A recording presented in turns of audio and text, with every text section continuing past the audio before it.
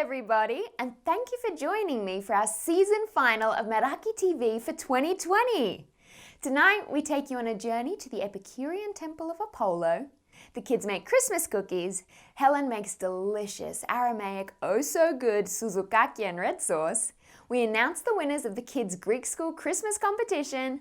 Noula helps the kids figure out how big is your container. But first up, DJ Krazy celebrating 25 years of his iconic Greek series this year. He's just released the 25th anniversary edition CD, and needless to say, I had to find out more. We have DJ Krazy with us here in the studio. Great to have you. It's great to be here. And congratulations on your 25th anniversary CD series. Thank you very much. Yeah, we're celebrating album 25 this year. It's been a great story. And over the last 17 years to be able to produce my own CD series, which is available now worldwide. The last album, this album, is just finished in the studio. Great track listing, very strong mix, and a very special intro as well to celebrate the milestone. New and old mix, old music? All new, all the latest stuff from Greece this year and this summer. So it was it's a mashup of all the latest hits from artists like Argyros and Paola and Natasa Theodoridou and Kufos, Knockout, and it's endless. It's a great track listing. So tell us all how you sort of get started in music, how you got your start in music. Look, I got my start in music when I was at university. Basically, I wanted to do something on the weekends and extra pocket money and DJing. Mm-hmm. So we began with that, and I've been DJing now for 25 years. I'm lucky that it's taken me all over the world to be able to perform. And then about 18 years ago, I started production, my own production company, where I started producing my own music, and then that came with Sony Music, who signed me. I was the first Greek artist in Australia to sign with Sony, and wow. And we began this journey with the CD series. So tell us what the process is of putting this kind of series together, this kind of album. Okay, to put this album together, it takes me about 8 weeks. Mm-hmm. So there's a lot of parts to this album. So basically, obviously, there's the compiling, selecting which tracks I'm going to use for the album. Then we have the licensing stage, which is the longest stage of the album, where I have to license and get written approvals from record labels in Greece. I'm roughly working with about 10 or 12 labels in Greece over the years. From that, I have to program the CD, come up with an order of how the CD is going to go, which songs go with which songs. Mm-hmm. And then we actually mix the CD in the studio. I actually mix the CD live. It's not done on computer or anything like that. I basically mix the CD live in the studio. And then after that, we have to finish off all the artwork, the covers, the look of the album, the label copy, which is all the credits of the songs and artists we are using. And then it goes to manufacturing, which takes about 2 to 3 weeks. And then bang, comes out on release day. From what I understand, what you did was pretty groundbreaking and pioneering, because back in 20 years ago, you couldn't get Greek music in mainstream media. Yeah, I'm very proud of this CD series. Like I said at the beginning, it's written a big story, especially for my career.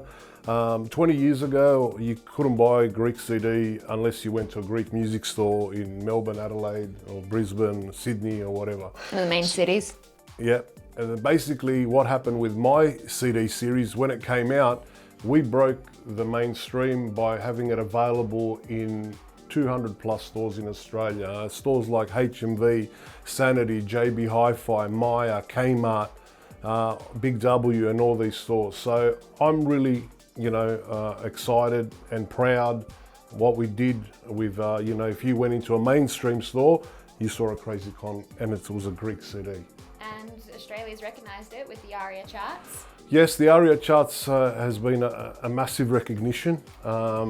To actually be the first Greek artist to be on an ARIA chart, I'm overwhelmed by. So now, with the 24 albums I've released so far, I've managed to get accreditation for 4 ARIA compilation charts and 11 dance iTunes charts with 5 number ones on the iTunes dance chart.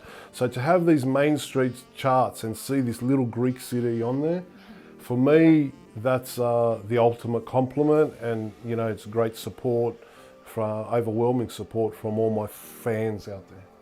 Well, the CD is out now, released on December 11th it came out, and where can we get it, Con? You can get it online, Australia-wide on my website, and we've got an online store, djkrazycon.com. You can get it on iTunes or Spotify worldwide, and the selected few Greek outlets that are selling it in the major cities across Australia. All right, thank you so much for joining us. Congratulations on everything you've achieved. Thank you very much.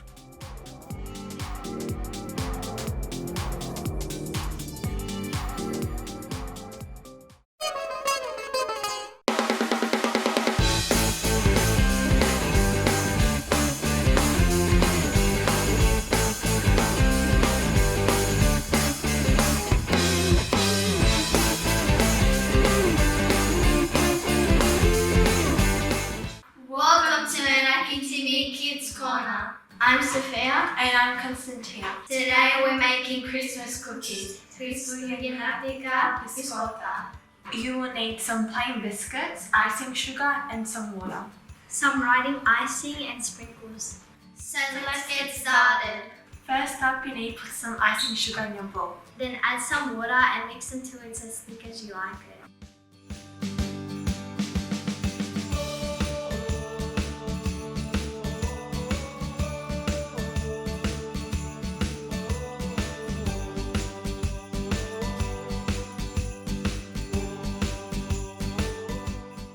Now grab a biscuit and put a layer of icing.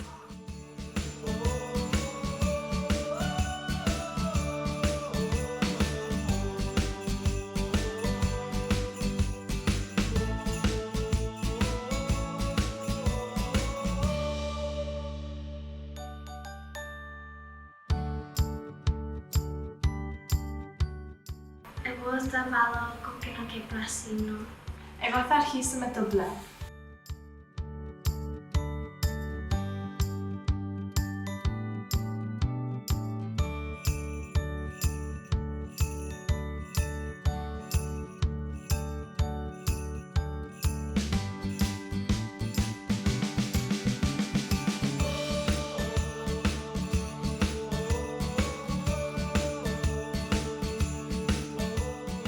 There's our first slot. We'd love to see yours on our Facebook page. Thanks for watching Meraki TV Kids Corner.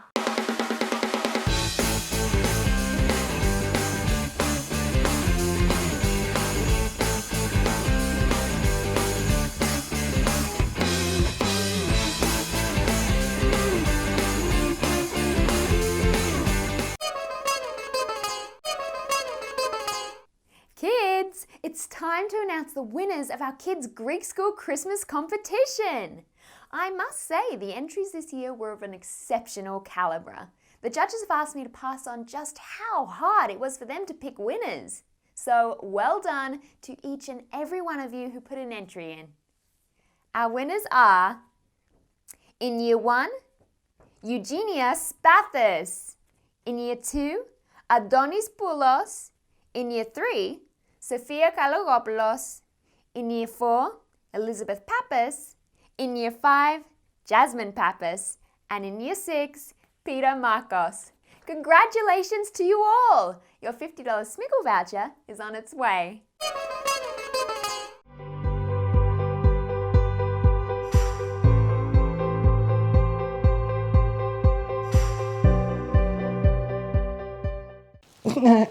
This is Vincent. Leonardo's down here. Hey kids, how you doing? Well, and adults. But this one's especially for kids because I want to talk to you about sometimes when things get a bit tough and you don't know what to do with all those feelings. I want you to imagine this. Imagine, Vincent. Yes, imagine. He's very good at imagining. Imagine that you have a container in here. And in that container, this is where you have all your feelings. And some of the feelings are happy feelings, and some of the feelings not so happy. So in this container, when you have these feelings, sometimes what happens, especially with the, not so happy feelings, the container explodes. And when it explodes, all that feeling goes everywhere in your body and you don't know what to do. And you start maybe throwing a little bit of upsettedness or tantrum, right? I want you to know that your container has exploded. And what we want to do is get that container fixed to help you so that you can have a happy day again. So what I'd like you guys to do is talk about this with your mum and dad, figure out what your container looks like. Like, what shape is your container? Is yours like a big bottle, a jar, a shoebox? How big is your container? And learn, right, how you're going to put back all those feelings back in your container so that you're okay with being a little bit upset. Same thing when we have too much joy and we get really, really excited. The container's exploded and we go crazy cuckoo, right? I know it's happiness, but it's a little bit too much. So how do we bring that back into the container to help you have a really great day? And I don't think we worry as much about, the excitement ones, but the sad ones, the ones that really make us feel upset and it makes us cry, if we don't know what to do with that, just go and talk to your mum and dad or your, grandparents and work out how to bring it back in again so that you can be joyful and happy. How does that sound? And for the parents whose kid is going to come up to you and say, my container's exploded. What are you going to do? I'd like you now to introduce some art. I want them to be able to visualize what their container looks like. And you can do it sculpturally, right? You can get maybe some, cardboard and stuff and create a little container. Actually have a physical 3D container. Or you can do a painting of it. Anything that, is going to stimulate their imagination. I actually like the idea of something sculptural, right? Because if you've made it, it's now outside of them. And when they come up to you and they say, my container has exploded, you can say, okay, what's happened? It's, the lid has come off. What you can do is you can get them to write, and you can help them to do this as well. You can either get them to write or get them to cut out images if they're too little for writing from magazines that explains or shows what it is that they're experiencing. So whatever those things are, then you can just put them in the 3D container and put the lid back on it. That process of them writing things down maybe on a piece of paper and putting it back into the container because it escaped, or the pictures, from magazines. So make sure maybe you have some magazines, from National Geographic or places like that handy that they can just rip out and it goes back into the container and close it. And then check in with them and say, how's it feeling now? How are you feeling now? Do you think that we've got it all back in the container? And you will notice that the actual them being focused on finding out what it is that they're experiencing already starts to calm them down. It takes their focus away from what's happened. It brings back, the opportunity for them to understand that it wasn't their fault necessarily, and that you're empowering them because they're actually doing something about it, and they're starting to learn about their emotions. Good luck. Tonight on our travel segment, we take you deep into the heart of the Peloponnese to a ruin that is nothing short of magnificent, the Epicurian Temple of Apollo. Thought to have been constructed by the same architect as the Parthenon in Athens, it is one of the best preserved thanks to its lack of proximity to major cities and the acid rain that ensues. This site and its tranquility and architecture is nothing short of breathtaking. The Epicurian Temple of Apollo.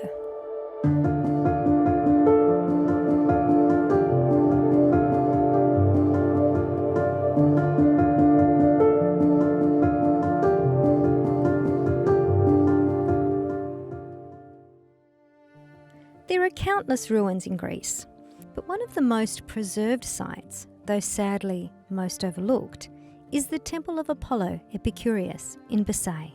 Located in the northeastern part of Messenia, in the Peloponnese.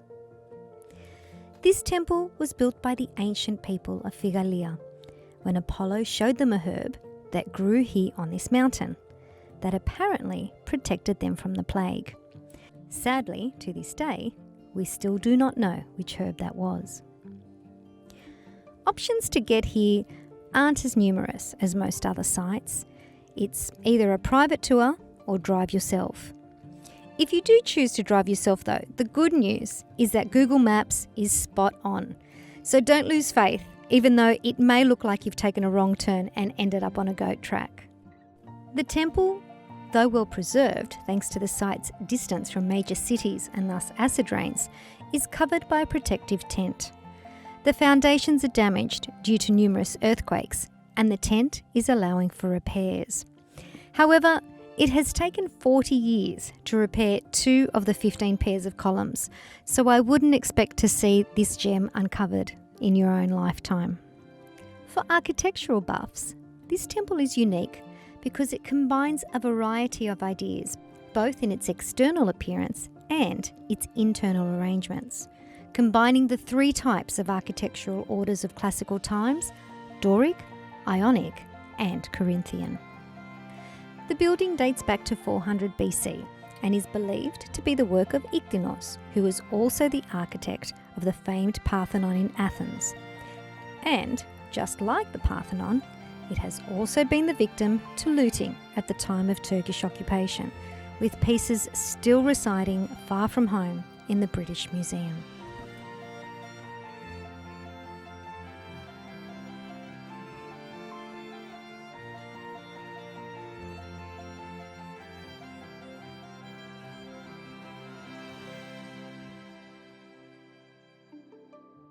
Outside the temple, there is much to explore, though sadly not as well preserved. Here, you can see remnants of theatres and areas of worship, much like other similar sites. The ancients always did have a holistic approach.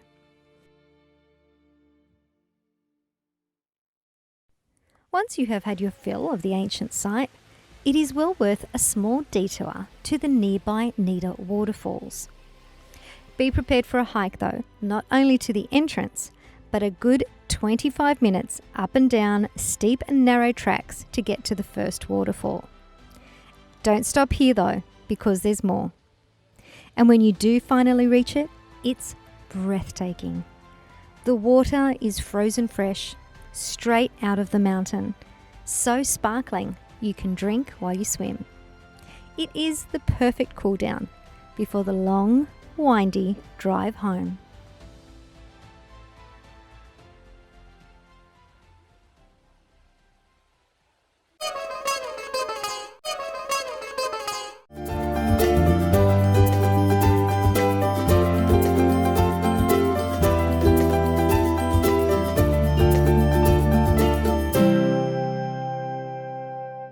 Hi guys, and welcome back to Helen's Cuisine. Tonight we're making Soutzoukakia in tomato sauce, but with a little bit of a twist. You know I like to zhuzh things up. We're going to stuff them with a little bit of halloumi. Superb. All in under 30 minutes you can have a spectacular meal. So you're going to need some beef mince and some pork mince. We've also got my Vegeta, it goes everywhere. Some beautiful fresh garlic, a little bit of parsley, got an egg, about a teaspoon of cumin, have some salt and pepper, about half a teaspoon of each. Of course we have our halloumi, which is our Kelmos halloumi. Everyone asks me where I like to get my halloumi from. It's absolutely Kelmos. We've got some diced tinned tomato, an onion, and some breadcrumb. So to start with guys, we're going to finely chop our onion and our garlic. So I'm only using half of my onion, which is going into my beef mince, and the other half will go into the tomato salsa. Really mince up your onion as finely as you can.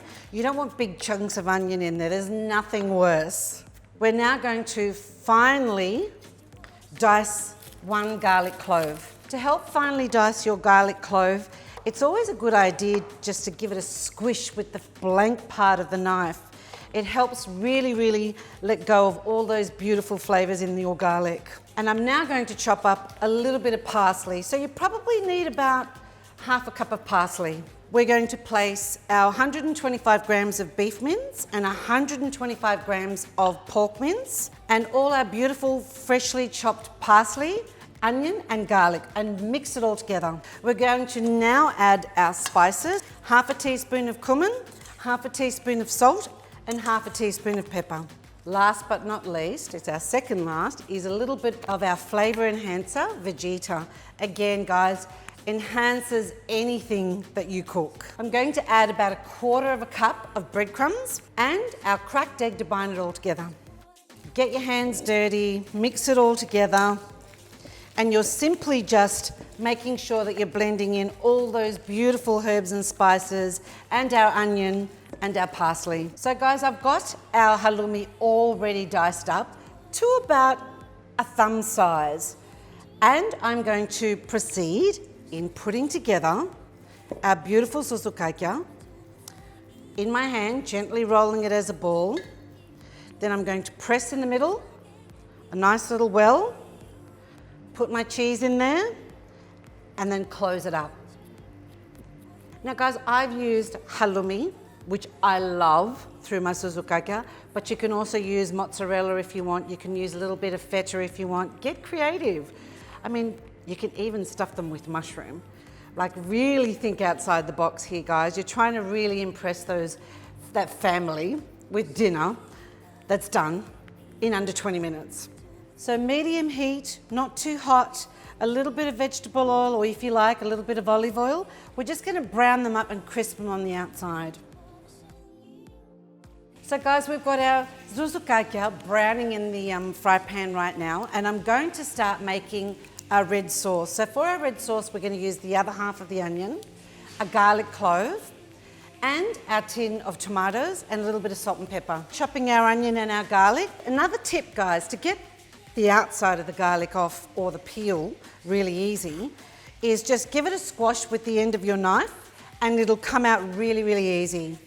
So quickly popping over here, guys, just to give them a toss.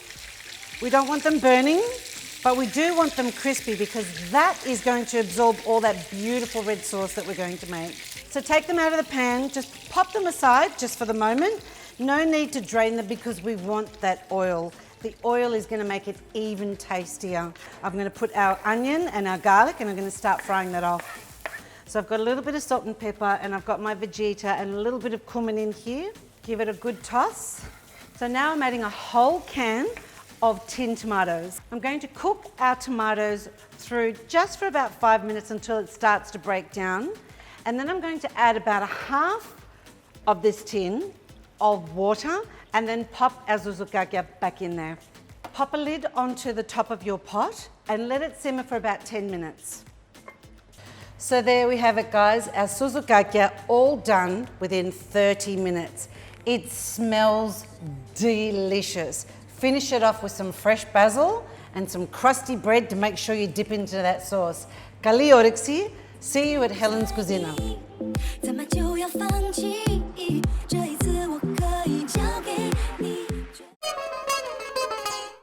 Everybody, thank you so much for once again joining us for another successful season of Meraki TV. This year more than ever has shown us just how important it is to find Meraki and to live from our hearts. Thank you to all the team here at Meraki, in front and behind the cameras, and thank you to our sponsors Eremia Home Care, Aussie Industries and Delphi Bank. We would not be on air without you. But most of all, thank you to each and every one of you for watching. I wish you all Kala Kristuyena and a happy new year that surprises us in all the best ways possible. Until next year, I'm Dimitra Sieli, Kalinita.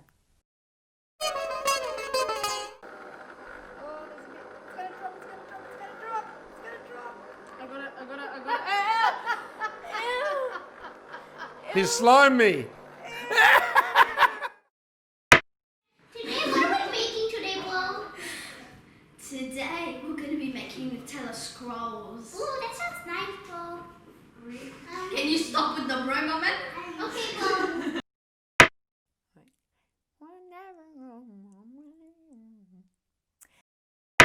fun starts, guys. So hopefully you've got a mix master like this. You can do it by hand, but hey, I'm a little bit lazy. I like to do things fairly quickly, but not without the love. Always make sure it's got love, especially with dough. I'm using a needle dough thread here, which is actually this one.